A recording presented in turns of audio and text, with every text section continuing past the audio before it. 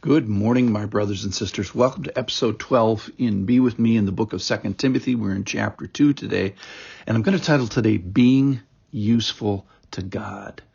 So we're going to move towards being capable for God.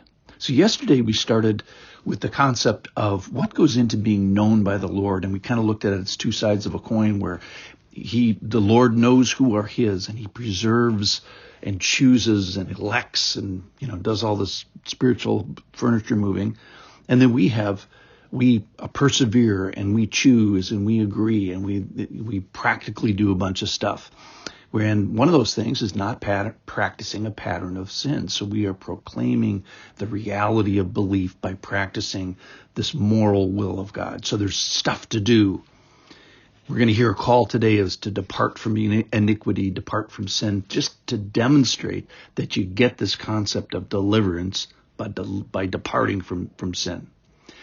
I'm going to read from chapter 2 of 2 Timothy, and I'm going to start in verse 19. Go to verse 22. But God's firm foundation stands, bearing the seal. The Lord knows who are His. We talked a lot about that yesterday. And let everyone who names the name of the Lord depart from iniquity. Now in a great house there are not only vessels of gold and silver, but also of wood and clay, some for honorable use, some for dishonorable.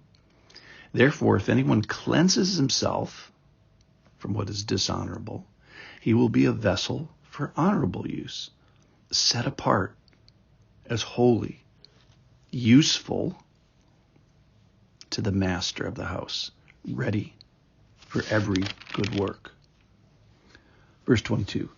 So flee youthful passions and pursue righteousness, faith, love, and peace, along with those who call on the Lord from a pure heart.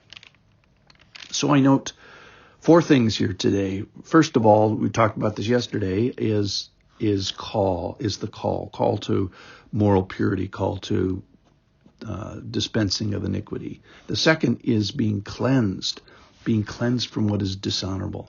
Thirdly, being capable. What makes a capable person? How do I get to be useful to God? And then finally, doing all this in community. So the call, the cleansing, the capability, and community.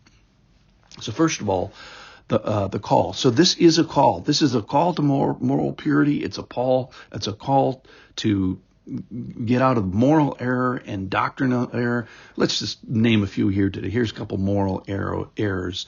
Quote, I can do anything I want as long as nobody gets hurt. Or, quote, my body is my own. That's moral error. Here's some doctrinal error. All roads leads to heaven. Or follow your heart. Or I'm okay and you're okay. Or believe in your health. These are all doctrinal errors and moral errors that we see in our world today. So answer the call, name the name of the Lord. That happens one time in your life. The thing that happens every day, every hour, or every minute, if you're really in the struggle, is this cleansing in verse 21. Therefore, if anyone cleanses himself from what is dishonorable, maybe it's greed, love of money. Maybe it's youthful passions, which is talked about in a couple verses down the road. Maybe it's a physical thing with your zipper. Maybe it's pride of servicelessness in the church. Maybe it's the wrong thoughts about God. All of us probably could say, hey, my blank is out of control and I need help and this is hard. So one of the things that comes to mind today is if you're struggling with sin, it means you're in the body of Christ. We talk about moving from being a slave to sin to being free. And to change this is difficult. 1 Corinthians 10:13 talks about the way of escape, and the people that take the way of escape, they generally believe that they're kind of like the only ones. Listen in here. No temptation has overtaken you that is not common to man. So get in line. God is faithful. He will not let you be tempted beyond your ability, but with the temptation, He will also provide a way of escape so that you may be able to endure it. There's nothing there that sounds easy. And then in verse 22, it talks about fleeing youthful passions and pursuing righteousness. You ever go on a health program, maybe a food program or an exercise program or a study program? It's difficult. And I love going to church on Sunday because you watch people every day in the fight. It's hard. So if it's hard for you, welcome to the family. Name him, agree with him. Cleansing is hard, then well done, keep going. Be at it tomorrow. Next is capability. The verse says, set apart as holy, useful to the master. And don't we want to be useful? Don't we want to be used for honorable things? Let's be ready to be used. Let's be honorable. Let's be set apart. Let's be holy. From this, and what's holiness? Well, that's where we start in this fallen world. We go visit the holy world. We take on some of the characteristics of the characters there, God, and the characteristics of God. We bring them back to this world, and then they get noticed by the people around us. And the amazing thing in the New Testament is we are called to holiness. Be holy as he is holy.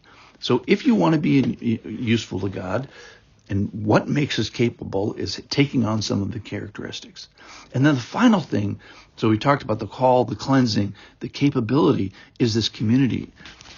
Verse 22 says, flee youthful passions and pursue righteousness along with those who call on the Lord from a pure heart. Absolutely, there's no such thing as Christianity absent the community. So it's fleeing along with and pursuing along with. If you want to be useful to God, be in community. Who are these guys? They are those who call on the Lord from a pure heart. So my prayer is, may I be useful this day, today, before the sun turns around. May I be called and cleansed and capable and in community. Lord, I want to be useful for you. Be holy, be touched by the Almighty.